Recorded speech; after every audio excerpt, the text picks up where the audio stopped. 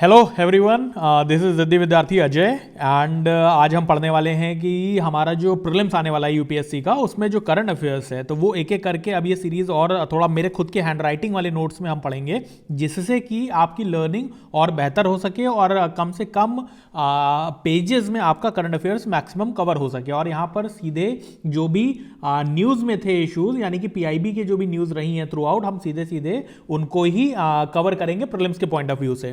तो पहला टॉपिक यहां पर हम लेने वाले हैं सिंप्लीफाइड सर्टिफिकेशन स्कीम। ये टेलीकम्युनिकेशन इंजीनियरिंग सेक्टर जो कि टेक्निकल आर्म है डिपार्टमेंट ऑफ टेलीकम्युनिकेशन का, तो इसने लॉन्च किया हुआ था। और अभी रिसेंटली क्या किया है इसने, अभी ये हाल की न्यूज़ है 2 जनवरी की कि 37 प्रोडक्ट्स जो हैं अभी इसमें ऐड कर दिए गए हैं, जिससे कि जो एक टाइम लगता था सर्टिफिकेशन देने में प्रोडक्ट्स को, तो वो 8 हफ्ते का टाइम पहले होता था, जो कि अभी घट के 2 हफ्ते रह गया है। और इससे ईज ऑफ डूइंग बिजनेस जो है बहुत ज़्यादा प्रमोट होगा। ठीक है, अब ये प्रोडक्ट्स कौन से हुआ करते थे जिसमें ये सर्टिफिकेशन देने की जरूरत पड़ती थी? तो ये मीडिया गेटवे, ये आईपी सिक्योरिटी इक्विपमेंट्स, आईपी के अदर टर्मिनल्स, तो इनको जो है ये वाले प्रोडक्ट्स होते थे, इनका सर्टिफिकेशन दिया जाता था डिपार्टमेंट ऑफ टेलीकम्युनिकेशन के द्वारा। तो याद रखिएगा सिंप्लीफाइड सर्टिफिकेशन स्कीम जो है वो डिपार्टमेंट ऑफ टेलीकम्युनिकेशन की है। आफ्टर दैट ये लक्षद्वीप वाला इशू तो आपने देख ही लिया यहाँ पर कि जो अभी मालदीव्स में मालदीव्स वर्सेस इंडिया का जो इशू चल रहा था अभी because of the Maldivian president Muizzu, ठीक है, तो वो हम सभी लोगों ने देखा यहाँ पर। तो उसकी वजह से ये लक्षद्वीप बहुत ज़्यादा इंपॉर्टेंट हो गया है हमारे लिए, और ये लक्षद्वीप को अब हम यहाँ पर पढ़ने वाले हैं। तो कई वजहों से ये न्यूज़ में था। पहली चीज़ तो वो मालदीव्स वाला इशू तो था ही था, उसके साथ यहाँ पर प्रधानमंत्री ने कोची लक्षद्वीप अंडर सी इंटरनेट केबल लॉन्च की है। तो इसका नाम क्या है? Kochi Lakshadweep islands submarine optical fibre connection. अब इसमें ये कहाँ पर लॉन्च किया हुआ इन्होंने? ये कवरत्ती आइलैंड पर प्रधानमंत्री ने लॉन्च किया है। It will provide 100 times faster internet. तो ये इंटरनेट को तेज करने के लिए उस रीजन में जो है लक्षद्वीप आइलैंड पर, तो वो काफ़ी ज़्यादा हेल्प करेगा। इसमें 5G और 4G सर्विसेज दी जा पाएंगी। 200 गीगाबिट्स पर सेकेंड की स्पीड से ये जाएगा। इट इज़ अराउंड 1868 किलोमीटर्स, ठीक है, इतना लंबा है इसका। ये बेनिफिट कौन कौन से आइलैंड्स को देगा? तो Kavaratti island would be the first, then Agatti Island is there, Androth Island is there, Kiltan Island is there, Bangaram Island, Bitra Island, Amini Island, Kadmat island, Chetlat island, Kalpeni island, Minicoy island. ठीक है, तो ये सारे के सारे जो 11 आइलैंड्स हैं हमारे, तो ये 11 आइलैंड्स पे लगभग ये चीज़ जो है यहाँ पर इंटरनेट की सर्विसेज पहुँचेंगी। और इसकी वजह से मैक्सिमम बेनिफिट क्या होने वाला है? वो बेनिफिट यहाँ के सर्विस सेक्टर, हॉस्पिटैलिटी सेक्टर, इसको बेनिफिट पहुंचने वाला है। तो you should be remembering the name of these islands, ठीक है, कवरत्ती, अगत्ती, एंद्रोथ, किल्टन, बंगाराम, बित्रा, अमीनी, कदमत, शेटेलेट, कल्पेनी, मिनिकॉय। ये आपका मैच द फॉलोइंग में इस बार पेपर में आ सकता है, बिकॉज ये हाईली रेलिवेंट न्यूज़ है इस बार की। इसको फंड कहाँ से मिल रहा है? तो universal service obligation fund, USOF हुआ करता था डिपार्टमेंट ऑफ टेलीकम्युनिकेशन का, इसका नाम बदल दिया गया है अभी, इसको डिजिटल भारत निधि बोला जाने लगा है जब से ये टेलीकम्युनिकेशन एक्ट 2023 आया है। तो इसके अंदर इसका नाम बदलकर डिजिटल भारत निधि कर दिया गया है। इंडियन रिजर्व बटालियन, ये भी कवरत्ती में इनॉग्रेट की गई है, किसके द्वारा? प्रधानमंत्री मोदी के द्वारा। फिर नंदघर मॉडल, ये बहुत इंपॉर्टेंट है, आपका प्रीलिम्स में पूछा जा सकता है कि नंदघर मॉडल क्या होते हैं। तो नंदघर मॉडल जो है ministry of women and child development ने लॉन्च किया है वेदांता कंपनी के साथ मिलकर। अराउंड कंट्री में 4000 मॉडर्न आंगनवाड़ी जो होंगी, यानी कि आंगनवाड़ी जो सुख सुविधाओं से लैस होंगी, उनको बोला जा रहा है नंदघर मॉडल। ठीक है, तो नंदघर मॉडल किससे जुड़ा हुआ है? आंगनवाड़ी से जुड़ा हुआ है। कौन सी मिनिस्ट्री ने लॉन्च किया? Ministry of women and child development. 5 open, अभी ये 5 ओपन का क्या मतलब है? ये लक्षद्वीप में जो है 5 अभी खोली गई हैं, ठीक है, बहुत सारे आइलैंड्स पे इसके। फिर लक्षद्वीप स्पेसिफिक इंफॉर्मेशन को भी जान लेते हैं हम लोग, जो कि आपके प्रीलिम्स के पॉइंट ऑफ व्यू से इंपॉर्टेंट रहेगी। तो लक्षद्वीप में पहला सेटलमेंट कब हुआ था? पहला सेटलमेंट चेरमन पेरुमल, जो वहाँ के रूलर थे, केरला के किंग थे, इनके टाइम पर हुआ था। ये 6th to 7th century AD में वहाँ पर माना जाता है कि इनका अस्तित्व जो था केरला के अंदर 6th to 7th century AD में था। एंड इनको कंटेम्प्रेरी भी बोला जाता है प्रॉफिट मोहम्मद का। ये भी कहा जाता है कि ये चेरमन पेरुमल ने इस्लाम कबूल कर लिया था और उसके बाद ये मिक्का भी गए हुए थे। जो डॉक्यूमेंट्स हैं उनके बेसिस पे बहुत सारे स्कॉलर्स ने ऐसा बोला हुआ है। फिर लक्षद्वीप में और अगला पड़ाव क्या आता है हिस्ट्री में, तो पोर्चुगीज ने इसको जो है सी फेयरर्स के लिए यूज किया था और उस समय इसका नाम लक्का डाइव्स हुआ करता था। फिर 1854 में क्या हुआ, ईस्ट इंडिया कंपनी ने इसका अधिग्रहण कर लिया। क्यों? क्योंकि जो उस समय का लोकल राजा था उसने कुछ लोन ले रखा था और वो लोन वापस नहीं दे पाया था, इसलिए ईस्ट इंडिया कंपनी जो कि ब्रिटिशर्स के अंडर आती थी उसने 1854 में लक्षद्वीप को अपने अंडर ले लिया था एडमिनिस्ट्रेशन में। फिर यहाँ के ट्राइब्स कौन सी है, बहुत इंपॉर्टेंट, ये बहुत इंपॉर्टेंट पार्ट है। तो अमीनी दीवी ट्राइब है, Koyas people are there, Malmis people are there, Melacheris are there, ठीक है। फिर लक्षद्वीप रेगुलेशंस 1912 का, तो ये ब्रिटिशर्स लेकर आए थे। इसमें इन्होंने क्या काम किया था, जो वहाँ की ये अमीनी दीवी मैंने बोला ना, तो वही अमीन्स और करनीज, ये जो वहाँ के लोग थे, तो इनको इन्होंने जुडिशियल और मैजिस्ट्रियल पावर्स दी हुई थी। इसके साथ ही एक रीजनेबल रिस्ट्रिक्शन भी लगाया गया था बाहर के लोगों पर, जो वहाँ पर नहीं आ सकते जल्दी और वो अपने एक्सरसाइजेज वहाँ पर नहीं कर सकते किसी भी तरीके की मैजिस्ट्रियल एंड जुडिशियल। तो ये लोगों को पावर दिया गया था लक्षद्वीप रेगुलेशंस 1912 के तहत। फिर यूनियन टेरिटरी इसको कब बनाया गया, 1956 में बनाया गया। इसका नाम लक्षद्वीप कब पड़ा, 1973 में इसका नाम लक्षद्वीप रखा गया। फिर फ्लोरा के बारे में जान लेते हैं लक्षद्वीप के। तो फ्लोरा में वाजा, चंबू, चक, ये यहाँ का जनरल फ्लोरा है। ये नाम आप याद रखिएगा, ऐसे 3-4 नाम दे देते हैं यूपीएससी में, and then they ask what are they, तो ये फ्लोरा है वहां का लक्षद्वीप का।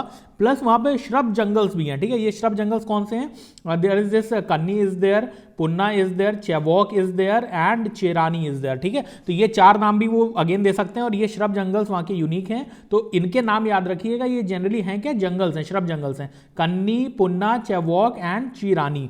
फिर फाउना की बात करते हैं वहां पर, तो थारा थस्सी एंड करीफेतु, ये जो है वहां की ओशियनिक बर्ड्स हैं, ठीक है, जो कि कहां पर पाई जाती है, पित्ती आइलैंड में, लक्षद्वीप के पित्ती आइलैंड में, जो कि अनइनहैबिटेड है, यानी वहां पर कोई रहता नहीं है। ये पित्ती आइलैंड एक बर्ड सेंचुरी भी है।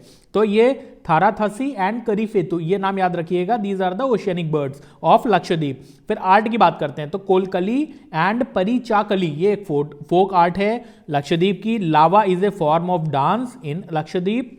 ओ पन्ना, OPPANA, ओ पन्ना जो है वहां पे गाना गाया जाता है, कब, शादियों के दौरान गाना गाया जाता है। तो Kolkali, Parichakali, Lava and Oppana, these are the popular art forms of Lakshadweep. तो ये याद रखिएगा आप, ठीक है। यहाँ पर लक्षद्वीप के आर्ट फॉर्म्स हैं, ये हो सकता है यही 4 नाम दे दें आपको और पूछ लें कि ये एग्जैक्टली क्या है। फिर डेमोग्राफी की बात करते हैं, तो लक्षद्वीप की पॉपुलेशन 64,000 है, एक डिस्ट्रिक्ट है वहां पर खाली, और इसका एरिया 32 स्क्वायर किलोमीटर्स है। फिर another topic, network planning group. अब नेटवर्क प्लानिंग ग्रुप जो है आपका, ये स्ट्रेटेजिक प्लानिंग के लिए इंपॉर्टेंट है, डिसीजन मेकिंग के लिए इंपॉर्टेंट है, इंटर मिनिस्टीरियल कोऑर्डिनेशन के लिए इंपॉर्टेंट है। लेकिन ये न्यूज में क्यों था, ये न्यूज इसमें इसलिए था क्योंकि अभी रिसेंटली 64th मीटिंग हुई है इसकी, क्योंकि ये प्रधानमंत्री गति शक्ति इनिशिएटिव का पार्ट है। जो प्रधानमंत्री Gati Shakti initiative national master plan है for infrastructure development in the country, तो उसमें जो मीटिंग्स होती हैं वेरियस मिनिस्ट्रीज की, वो नेशनल प्लानिंग ग्रुप के तहत होती है, NPG के तहत होती हैं। ये फास्ट ट्रैक करता है बहुत तेजी से इंफ्रास्ट्रक्चर प्रोजेक्ट्स को, मिनिस्ट्रीज के कोऑर्डिनेशन की वजह से तेज फास्ट ट्रैक करने में मदद करता है, ठीक है। तो रिमेंबर कि network planning group is for Pradhan Mantri Gati Shakti initiative. Then there is this Rail Sagar, ये रेल सागर कॉरिडोर प्रोग्राम है और ये जो है सागरमाला प्रोग्राम के तहत आता है। सागरमाला प्रोग्राम कौन सी मिनिस्ट्री का, ministry of ports, shipping and waterways. तो ये रेल सागर कॉरिडोर प्रोग्राम भी न्यूज में था, ये भी इंफ्रास्ट्रक्चर डेवलपमेंट करता है। इसके तहत क्या किया जाता है, पोर्ट्स को कनेक्ट किया जाता है, सारे के सारे भारत के जो पोर्ट्स हैं उनको आपस में जोड़ने की कोशिश की जा रही है, जिससे मैक्सिमम यूटिलाइजेशन और एफिशिएंसी लाई जा सके पोर्ट्स में, ठीक है। और इससे हमारा क्या होगा, जो हमारी ट्रेडिंग होगी, इंटरनेशनल ट्रेडिंग, वो बहुत ज्यादा बढ़ेगी, ठीक है। तो इसलिए रेल सागर कॉरिडोर प्रोग्राम भी याद रखिएगा। फिर another news is of India Post Payment bank. ये रिसेंटली न्यूज में क्यों था, बिकॉज 8 करोड़ कस्टमर्स जो हैं अभी तक इससे बेनिफिट उठा चुके हैं because of its innovative approach. तो फाइनेंशियल इंक्लूजन में बहुत बड़ा रोल निभाया है इंडिया पोस्ट पेमेंट बैंक ने, इसलिए ये न्यूज में था। और ये न्यूज भी अभी की है 15 जनवरी की। It aims to bridge the financial gap in the country. ये किसके अंदर आता है, India Post Payment Bank Department of Post के तहत आता है, which is under ministry of communication. 2018 में लॉन्च किया गया था। It is 100% government owned central public sector undertaking. फिर ऑपरेटिंग मॉडल इसका क्या है? Generally it is build on key pillars of India Stack. India Stack का मेन एम क्या होता है? आप बैंकिंग को पेपरलेस बनाना, कैशलेस बनाना और प्रेजेंसलेस बनाना, यानी कि आपको बैंक जाए बगैर, ब्रांच जाए बगैर ही घर पे बैठे बैठे काम हो जाए करस्पॉन्डेंट मॉडल्स के थ्रू। तो इसीलिए इंडिया पोस्ट पेमेंट बैंक जो है इंडिया स्टैक के मॉडल पे काम करता है। तो रिमेंबर, ये प्रीलिम्स के पॉइंट ऑफ व्यू से याद रखिएगा इंडिया स्टैक के पिलर्स क्या है और इंडिया स्टैक इन इटसेल्फ क्या चीज है। फिर 13 लैंग्वेजेस में जो है इंडिया पोस्ट पेमेंट बैंक अपनी सर्विसेज देता है। It uses the network of 1.55 lakh post officers in the country plus 3 lakh postal officers in the country. ठीक है, 3 लाख के करीब पोस्टल एम्प्लॉयज हैं कंट्री में, उनका यूज करता है, और 1.5 लाख के करीब पोस्ट ऑफिसर्स नेटवर्क का। It also launch, India Post Payment bank ने लॉन्च किया है निवेशक दीदी इनिशिएटिव, ये ताकि एम्पावर कर सके वुमेन बेनिफिशियरीज को। नचिकेत, मोर कमिटी की रिकमेंडेशन के बारे में थोड़ा सा जान लेते हैं। Because it is the committee which recommended payment bank structure in the country. इसने ही बोला था कि कंट्री के अंदर पेमेंट्स बैंक जो है ये बनाए जाने चाहिए ताकि जो लो इनकम ग्रुप है हमारा कंट्री में उनको केटर किया जा सके। लेकिन हकीकत ये भी है कि पेमेंट बैंक जो है वो लिमिटेड प्रोडक्ट ही लॉन्च करता है, क्योंकि इसका मेन फोकस होता है लो इनकम ग्रुप्स। अब इसकी कैरेक्टरिस्टिक्स के बारे में भी थोड़ा सा जान लेते हैं हम लोग यहाँ पर। तो पहली चीज, it is also known as differentiated bank. Differentiated in the sense क्योंकि ये डिफरेंशिएट करता है और कुछ पर्टिकुलर टाइप के, स्पेसिफिक टाइप के कस्टमर्स को ही केटर करता है। कौन से वो स्पेसिफिक कस्टमर्स हैं? लो इनकम ग्रुप वाली आबादी हमारी। फिर ये डिमांड डिपॉजिट्स को एक्सेप्ट करता है, जैसे सेविंग्स अकाउंट, करंट अकाउंट्स में, लेकिन टाइम डिपॉजिट वाला नहीं करता। टाइम डिपॉजिट किस तरीके का होता है? जो आरडीज आप लोग सुनते हैं, रिकरेंट डिपॉजिट्स, ठीक है, एक टाइम के बाद पैसा उसमें, या फिक्स्ड डिपॉजिट, टाइम डिपॉजिट का एग्जांपल हो सकता है। तो ये जो है ये तरीके के डिपॉजिट एक्सेप्ट नहीं करता, ये खाली सेविंग्स लेता है, करंट लेता है, यानी कि आप पैसा डालिए और जब चाहे निकाल लीजिए। ऐसा नहीं हो कि आप कुछ पर्टिकुलर टाइम के लिए आपको रखना पड़े, इसलिए टाइम डिपॉजिट नहीं है यहाँ पर। मैक्सिमम बैलेंस एक इंडिविजुअल का कितना हो सकता है पेमेंट बैंक्स में? 2 लाख रुपए मैक्सिमम हो सकता है जो जमा किया जा सकता है। इसमें एनआरआई अपना डिपॉजिट नहीं कर सकते हैं। फिर इसकी कोई भी सब्सिडरीज जो है वो NBFC, non banking financial activities के कामों को करने के लिए कोई भी सब्सिडरी पेमेंट बैंक्स नहीं खोल सकते। यानी कि इंडिया पोस्ट पेमेंट बैंक भी फिर कोई सब्सिडरी एनबीएफसी एक्टिविटीज को करने के लिए नहीं खोल सकता। फिर इसमें जो है मिनिमम बैलेंस मेंटेन करने की जरूरत नहीं होती है, किसमें? पेमेंट बैंक्स में। फिर सारे के सारे जो पेमेंट बैंक हैं उनको 75% अपने डिपॉजिट्स का गवर्नमेंट की सिक्योरिटीज में और ट्रेजरी बिल्स में इन्वेस्ट करना होता है। रीजन क्या है उसका? ताकि लोगों का पैसा सिक्योर रहे, क्योंकि ये बहुत ही लो इनकम ग्रुप वाला तबका है जो यहां पर पैसा अपना लगाता है या डिपॉजिट करता है, तो उसका डिपॉजिट कहीं भी खतरे में ना पड़े, इसलिए जो भी सोवरेन प्रोडक्ट्स होते हैं ना, जैसे कि गवर्नमेंट सिक्योरिटी, ट्रेजरी बिल्स, तो उसी में इन्वेस्टमेंट इसको लिए मैंडेटरी है कि 75% तक इसमें इन्वेस्ट करना है। अगेन पोस्टल सर्विसेज के बारे में थोड़ा सा जान लेते हैं। 1879 में पोस्ट कार्ड्स पहली बार इंट्रोड्यूस किए गए थे इंडिया के अंदर। 1930 में क्या आया था? इंडियन पोस्टल ऑर्डर आया था। 1972 में पिन कोड्स आए थे पहली बार। पिन कोड हम सब यूज करते हैं, लेकिन उसका फुल फॉर्म क्या होता है? Postal index number.